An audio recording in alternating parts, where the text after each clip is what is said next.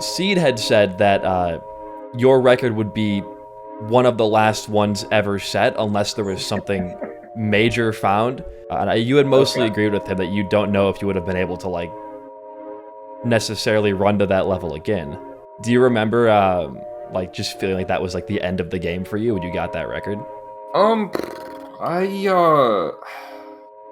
I don't really know if I felt like that was the end. Like, part of it is just in the moment, like when you're done with it, that feels like, wow, that's insane. But if you like go back through it, it's like, okay, I could have been a little better here, a little better there.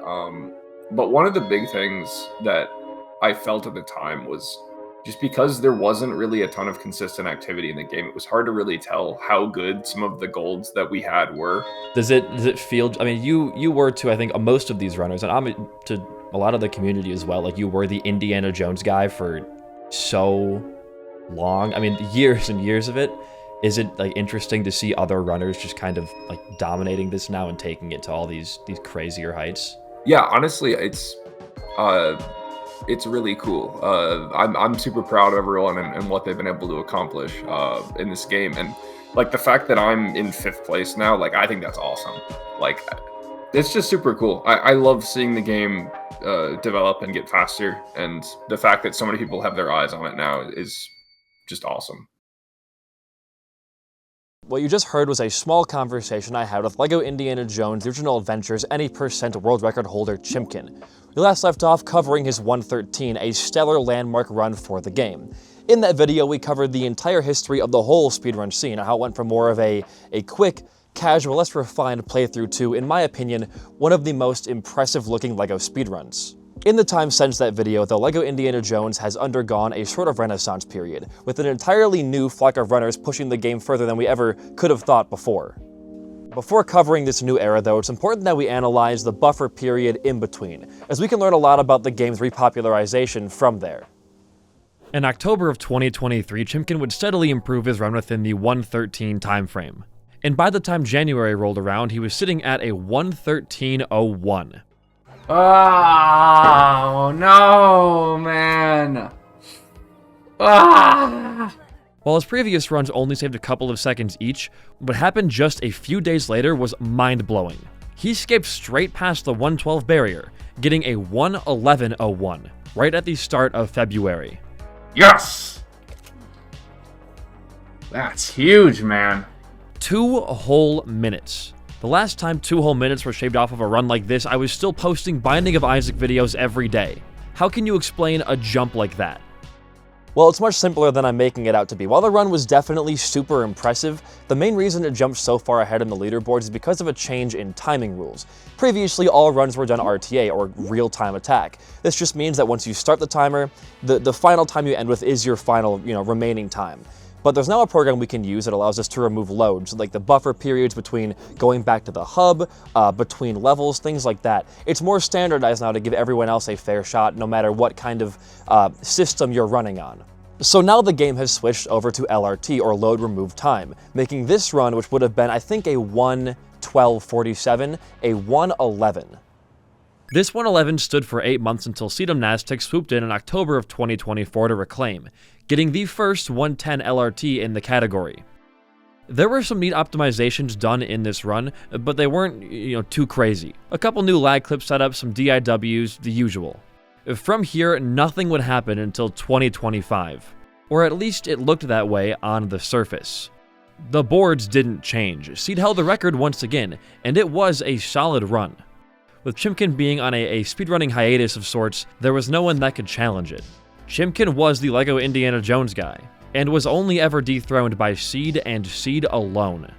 If he wasn't around, would anyone step up? Rest assured, someone soon would, but before talking about them, I want to thank the sponsor of today's video, Red Magic. Red Magic is a brand whose goals are very simple: empower gamers to win more games through their collection of accessories and gaming phones and things of that nature. And today, we're looking at the Red Magic 11 Pro. This phone is a beast. It has the Snapdragon 8 Elite Gen 5 mobile chip inside of it, which is currently the fastest mobile system on a chip in the entire world. It also is the first phone to be mass-produced with a liquid cooling, so all that extra processing power isn't gonna overheat your device by any means. I've been using the phone they sent me for a couple weeks now, and I absolutely love it. Even outside of the better gaming performance on a phone, it also is just as responsive and fast with the normal social apps that we spend our entire days scrolling through. The screen itself is also just gorgeous. It's not only a great size at 6.85 inches, but also it is a 144 hertz refresh rate. So all of your games and apps are going to look so much more high definition and high resolution. You can run games like Minecraft or even PUBG on a full 144 hertz resolution on like a tiny device like this. It's crazy to me. Even outside of the performance itself, all the customizable options this phone comes with, like it has little shoulder buttons up here at the top, and it has this entire system for customizable plugins for your games. It allows you to really play any way you want. Like, it is an all-in-one device. Red Magic phones tend to sell out pretty quickly because of their high demand, and they release on November 19th over here in the States. So if you want to get your hands on one, you can use the links in the pinned comment and description down below to secure yourself one of these phones before they're all gobbled up. You can maybe even get like a Lego Star Wars world record on this thing. It kind of is, I mean, it is the device to do that on, right? Thank you to Red Magic for sponsoring this video. Make sure you guys go check them out in the description and the pinned comment down below to help support me and my channel and get your hands on a wonderful device. While some of the runners we'll be talking about today have been around for a long while just waiting for their moment to shine, the first of these was, at the time, relatively new. Their name is Ferminator, and along with another assortment of random runners, they were about to change the game. Fermi stole the world record from Seed on January 16th of 2025, getting a 1:10:32. Not too far away from Seed's time, only being 14 seconds ahead. But it's not just being a world record that makes this run so interesting. It's something new that was implemented for the first time in a run. It's something that, for a long time, was thought would never be done. This is idle skip, and for years, it was the holy grail of LEGO Indiana Jones speedrunning. For as long as I've been around, the idea of a trick that allows you to skip the cutscene of Indy picking up the idol in the very first level has always been this sort of elusive white whale. Because of tools in the modern day like Brickbench, we're able to go out of bounds and teleport around and do stuff not normally allowed in game, which made runners realize that if you were able to get out of bounds naturally in this room, the skip would just work, and a large portion of time can be cut out from just the very first level of the game. But for a long while, no one knew how they could do it. The idle room itself is just a large circle. There's nowhere to squeeze through terrain and no objects to lag clip through. And the previous room, well, it was a similar situation. It's just a hallway with a large pit. It would be hard to make something work. That was until January 13th of 2025, 3 days before Fermi would get record. Credit where credit is due. Despite Fermi being the first to use this in a full run, the initial setup discovery was done by Speedrunning. And although it had some problems, this proved that it was viable, and initially saved around 12 seconds. This trick uses something called a super jump cancel. It looks complicated, but it's really quite simple to understand. Dead simple, some might say. Where Indy is standing here is considered a valid respawn point, so if the AI ever gets stuck, they'll path through the straightest path possible to get to that point again. By hugging Indy against the wall up until the end of the room, it prevents another valid respawn point from being set. The same goes for when you're walking on LEGO objects. You can't set your respawn point on top of these special, conditions. So when he gets put in the hole here and gets kind of shoved around by the terrain, the game assumes he's stuck and can't move, so he'll shoot back through the wall to the old respawn point and then get stuck if you lag the game at just the right time. And now, you're out of bounds. From there, you can walk underneath the stage and jump up into the loading zone for the next room, skipping the key puzzle and the cutscene. Obviously, if this trick was easy to pull off, it would have been done years ago, so I was personally shocked to see that in just 3 days, there was not only a new run submitted with this trick, but it was a world record. Did this one new skip just give a brand new runner a freebie? Well, no. While it's true there were no any % runs submitted by Fermi to the board at this current moment, he did have a plethora of individual episode runs where he was spending time refining his skills in the shorter burst categories, letting him, when the time was right, jump super far up the leaderboard. And that time was now. Alongside idle skip, there was a slight route adjustment that was found by Chimkin that saved yet another 11 seconds, simply by resetting and reopening your game to skip the finished story cutscenes. This changed the level order around to put Temple of the Grail in the back of the run, alongside the other 2 final levels of their respective episodes. Fermi kept up with the attempts going into February, eventually snagging himself a 109.23, surpassing yet another minute barrier. Solid run, man. Actually insane. 108 is actually possible. Like, that's crazy. Like, I literally lost like 18 in 3-2. Like, this run used a new, faster idle skip setup found by Zoda that saved 5 more seconds to the previous, alongside a brand new super jump found by veteran runner Hot Rod Zod. This super jump was in the Temple of the Grail and allowed runners to skip the color door in the 4th room. This super jump is really interesting to me personally because it's a rare instance where you can't just hug the wall to avoid setting your respawn point. You have to instead do a precarious parkour jump across these wooden beams above this pit. It's just a really cool and an interesting setup. This run, impressive as it was, wasn't perfect. Fermi did lose 18 seconds in the level Castle Rescue due to second try fire skip and some untimely deaths to the soldiers outside. But it didn't matter. It was a world record, and now his sum of best time was down to a 107. It was the perfect situation to keep playing with so much time to be saved, but it was also the perfect time to be his competitor, and to take advantage of all this potential. Enter Sonic. Sonic was another somewhat fresh runner to the game, submitting his first any percent run in April of 2024. It was a 136, but little by little, he was bringing it down. A 131, a 126, a 114, and in August, a 109.19, a new record. I did it! Let's go, dude. Let's go, dude. Let's go! Nothing new that Sonic does here saves more than just a few seconds, but the sheer amount of optimizations used adds up to around a minute and 20 seconds, give or take, on the execution. Once again, 1-1 was refined to include a 0 cycle in the room after the idle, which is done by punch boosting Satipa right after the beginning to get just barely further ahead of the falling head. Then with a well-timed drop and warp as Indy after, you're able to get the wooden door knocked down instantly. The star of the show here, though, is Candle Jump. It's an older strat that's been known about for a while, but never utilized in a full run until now. It saves a good amount of time over completing this room normally, and although it took a couple of attempts, it was still a net gain for Sonic's run. Again, he used a lot of new stuff here, and it was clear to Fermi specifically that if he wanted to get back on top, he would need to do the same. It was around this time when everyone kind of realized how popular LIJ1 runs were becoming once again, and it became one of only 4 games to have its own separate dedicated server, separate from the main LSR one. I mean, Chimkin had gone from 1st just a year prior down to 5th, behind Sonic, Fermi, Seed, and Flup, and other runners like Megitz, Colton, and Force were steadily climbing up behind them, being only minutes away from the man who for years was the undisputed king of this game. As sort of a side tangent here, I want to talk about how impressive it is that the runner Flup was able to get a podium top 3 position with the system that they run on. They have an AMD GPU, which if you're not familiar with LEGO speedrunning stuff, it makes lag clips very inconsistent. So there are certain rooms and parts of the game where Flup has to do entirely different routes. I think in 2.5, Escape the Mines, she goes to the left side of the room and does like a whole like the elevator comes down and crushes you into the wall. It loses time in almost every scenario, but it shows how different she is built to get this far ahead on an undisputed, objectively worse system. While Sonic was busy working on any percent, Fermi was out here getting records in free play, 100%, all artifacts, and I think even the rarely ran no out of bounds category too.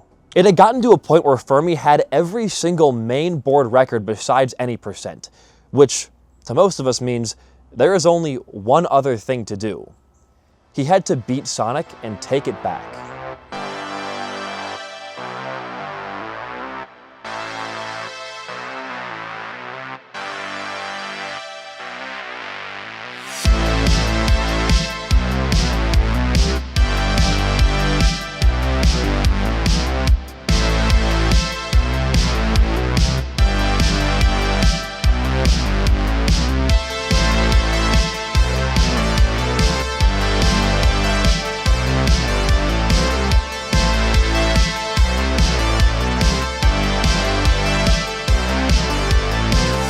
Oh my god. Wow. Generational throw, guys. Wow.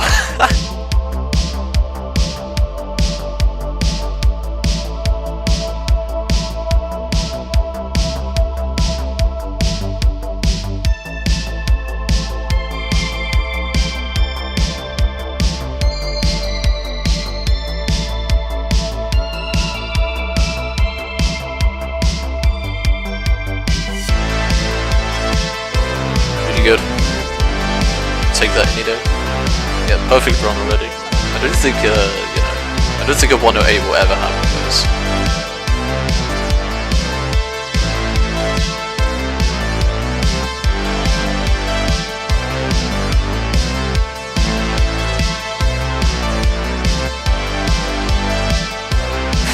This run is so shit, dude. It's so shit. It's so bad. Actually the worst fucking run ever.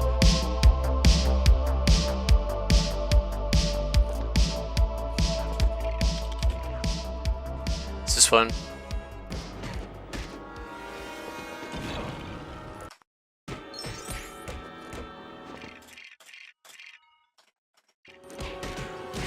That's fine. It's 108.